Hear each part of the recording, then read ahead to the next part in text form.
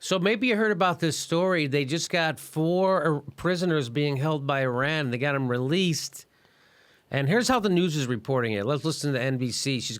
They're going to tell us what really happened. And now to the firestorm facing the president tonight. Did the U.S., in effect, pay ransom to Iran to free American prisoners at the very moment the Obama administration was implementing that much-heralded Iranian nuclear deal? The White House says no, but critics are saying the timing is deeply troubling. Boy, I hope they find out. I bet they're going to use all the resources of NBC News to investigate and find out. I hope they don't just end up doing one of these, he said this and he said that. We'll see. I bet they don't. Here's NBC's chief foreign affairs correspondent, Andrea Mitchell. Oh, they got the best reporter. It is a tale of 2 exchanges. 4 American prisoners finally released from Iran last January. At midnight, an unmarked cargo plane loaded with cash from the Netherlands and Switzerland takes off for Tehran. $400 million of Iran's money frozen by the U.S. since the hostage crisis with Iran in 1981. So if you know what happened, by the way, I just want to point out, they put the money on a plane, $400 million, and they flew it to Iran. Couldn't they just press a button on a computer and send the money to Iran? Do you really have to hire a plane and physically move money? Can't you just press a button and send it to a bank who then says, it's like, I don't understand. Well, the plane came from the Netherlands, so a lot of it were porn tokens, A lot of that cash was porn tokens? Yeah. I bet it was. So that's the one part of the story I think is funny, that they had to put the money on a plane and flew it in. Really? Is that what they do? So, like, if someone borrows $1 billion to build a stadium or something, or build a they fly in the money on crates? Like, why wouldn't you? Bags of money in Iraq, remember that? There's not a paper equivalent of all the money in the world. There's like a percentage of paper money that exists that they maintain. It's a peculiar thing. So this was money, by the way, that we had seized from Iran. So it's actually Iran's money, and we're just giving it back to them, right? So it's a long story. I'll tell you what happened. Okay, here's how the story starts. Iran had a democratically elected government in the 50s. The United States, through the CIA, overthrew that government. You know why? Because that stupid guy wanted the oil to go to the people, the money, that we couldn't have that.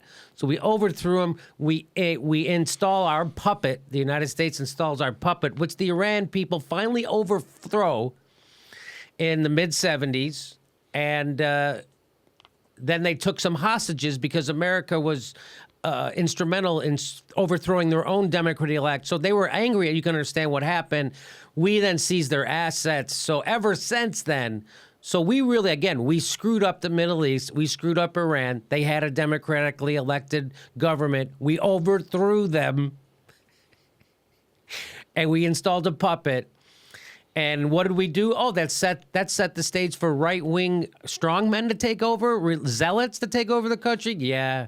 Where else has that ever happened? Where else have we ever? It's not like we invaded, I don't know, the country right next to it, Iran and Iraq.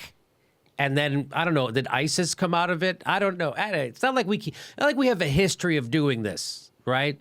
In Afghanistan with the Mujahideen and turned into Al-Qaeda. In Iraq, Al-Qaeda turned into ISIS. It's not like we don't do this constantly. Anyway, so that sets the table of how this all happened with Iran. So ever since we overthrew their government, they've been hostile to us. Okay, so just keep that in mind. All right, here we go. Is the payment coincidence or ransom? Violating a long-standing U.S. policy not to pay to free captive Americans. The president the next day claiming no connection. With your nuclear deal done, prisoners released, the time was right to resolve this dispute as well. So which is it? So the president says it was just normal thing that we're going to do anyway, and they're not tied together. Andrea Mitchell, please tell me what really happened. Firing up critics today, Donald Trump pouncing. This was something all started by crooked Hillary Clinton. That's the soundbite they played, by the way. They had to get Donald Trump saying crooked Hillary with no, what the F? It adds nothing to the story. Adds nothing to the story, except you just legitimized Donald Trump, putting him in this story, a legitimate news story, and him saying that now legitimizes his ridiculousness. Hank? Or like that's appropriate in any professional situation anywhere. Hey, let's cut to that guy calling her a name. You'd be fired if you tried that at your workplace. So let's get back to more of this news report. Took place 4 years after Clinton left office. The Republican Foreign Affairs chairman. That we've basically paid ransom to the Iranian regime. The administration aggressively defending the deal. We do not pay. So which is it? Again, Andrea Mitchell she goes back to Obama said it's not ransom. They go to Republicans that say it is. Now it's going back to a state official who says it is. Let's see. Ransom, period. This was not ransom. Period. Former prisoner Jason Rezaian's brother tonight. I'm really thankful that the administration did everything they could to bring Jason home and the others as well. But does it damage U.S. credibility, as Ronald Reagan is accused of doing in the Iran-Contra crisis? A no-ransom policy the Obama... So that was a pretty... Does it damage our credibility the way people claim... Do you know what Ronald Reagan did? So he did two things that were completely treasonous when it comes to Iran. Well, the first thing I want to talk about is in 1985, while Iran and Iraq were at war, this is according to PBS, Iran made a secret request to buy weapons from the United States. McFarlane sought Reagan's approval. McFarlane was an advisor to Ronald Reagan. In spite of the embargo against selling arms to Iran, there was an embargo saying you could not sell arms to Iran, meaning there was a law passed in the Congress, meaning the people of America. McFarlane explained that the sale of arms would not only improve U.S. relations with Iran, but might in turn lead to improved relations with Lebanon, increasing the United States' influence in the troubled Middle East. That's according to PBS. And what did Reagan do? Well, Reagan was driven by a different obsession. He had become frustrated at his inability to secure the release of 7 American hostages being held by Iranian terrorists in Lebanon. As president, Reagan felt that he had the duty to bring those Americans home. This is according to PBS. And he convinced himself that he was not negotiating with terrorists while shipping arms to Iran violated the embargo. Dealing with terrorists violated Reagan's own campaign promise never to do so. Reagan had always been admired for his honesty. That's PBS. That's PBS said that. So just get this straight. He sold weapons to Iran, which was illegal, and he knew it. It also, so not only did it break the law of the United States, but it also broke his promise, his campaign promise. That was the second time he dealt with terrorists to undermine American democracy. The first time was in 1980, in the run-up to the election. Ronald Reagan's campaign reached out to the extremists in Iran and said, hey, don't release those prisoners. Because, by the way, most of the people in Iran didn't want to take our hostages. Did you know that? Did you know that most of the political leaders and most of the people in Iran were against taking American hostages? Do they ever tell you that? No, they say Iranians are maniacs who took us hostage. Well, guess what? There was a president, a guy who was running for president of Iran in the 80s, said, I openly opposed the hostage taking through the election campaign, and I won the election with over 76% of the vote. So here's a guy who was running for president of Iran. He ran on not taking hostages, American hostages. He wins. So overwhelmingly, the people in Iran against taking hostages. He goes on. The other candidates were also openly against hostage taking, and overall 96% of the votes in that election were given to candidates who were against hostage taking. So we built up this boogeyman. We overthrow their government. They install their own government. We build them up to be a boogeyman, anti-American boogeyman, which they're not. And guess what Ronald Reagan did in 1980? Behind Jimmy Carter's back, the Reagan campaign worked out a deal with the leader of Iran's radical faction, Supreme Leader Ayatollah Khomeini, to keep the hostages in captivity until after the 1980 presidential election. That's treason.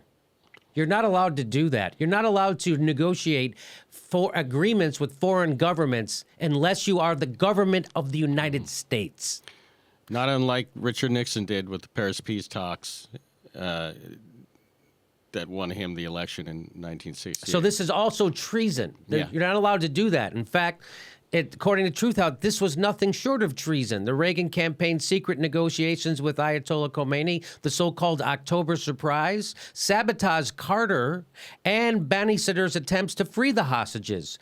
And as Bani Sadr told the Christian Science Monitor in March of this year, they most certainly tipped the results of the 1980 election in Reagan's favor. So Jimmy Carter probably would have won that election if the hostages would have been allowed. They were going to release them anyway before and then Ronald Reagan makes a secret deal with the Ayatollah Khomeini, the radical inside Iran, not to release them. So that's who Reagan was. That's who Reagan was. He twice subverted the Constitution, negotiated a treasonous negotiation with radicals in Iran. So that's who she very quickly glossed over. Okay, now let's go back to this report. So now you know what happened. Now you know what really happened with Reagan, how we got into this mess, and what was really happening. Barack Obama was paying back the $400 million that we seized from Iran, that we owed them, that an international court was just about to rule against us and make us pay way more in interest. So this wasn't a ransom payment. This was us giving them their money back. Okay, here we go.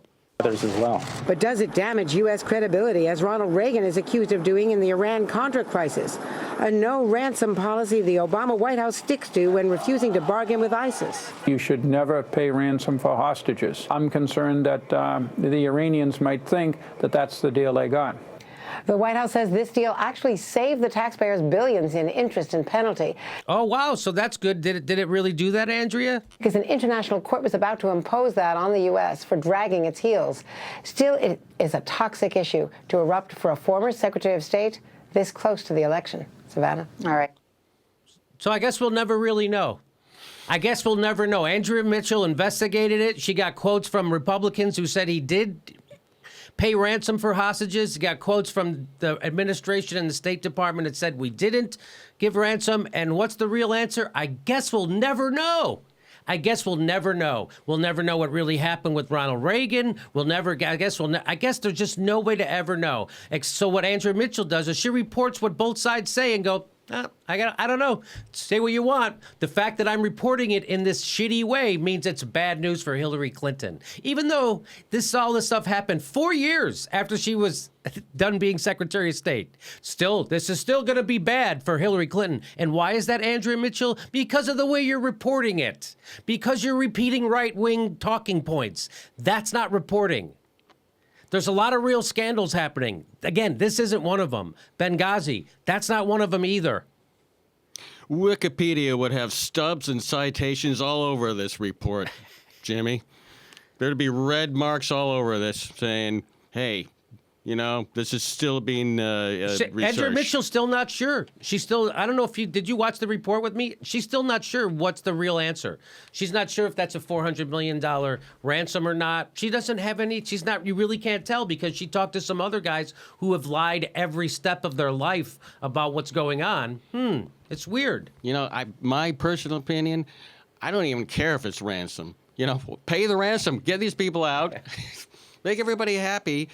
Get the hell out of the Mideast. No, I think we should need to stay there. We need to. I think a couple of more bombs and we're going to have everything fixed. I think we overthrow a few more governments, install some more puppets. That's what the Middle East likes about the Western imperialism. And then all of a sudden they want to kill us. It's that crazy religion. It's just that, and that's all it is. I won't be happy until we've bombed every country in the world, including each North Pole and South Pole. We got to get to the North Pole. Bomb the Ross Ice Shelf. Yeah, McMurdo Station. The only way to make money off bombs is by replacing them. More bombs. Thank you. That bombs don't replace themselves. You got to blow them up. What are you going to do? Have bombs sitting on a shelf? Making no profits? That's stupid. Do you think bombs grow on trees? No. We've got 1,500 nukes. What are we doing with them?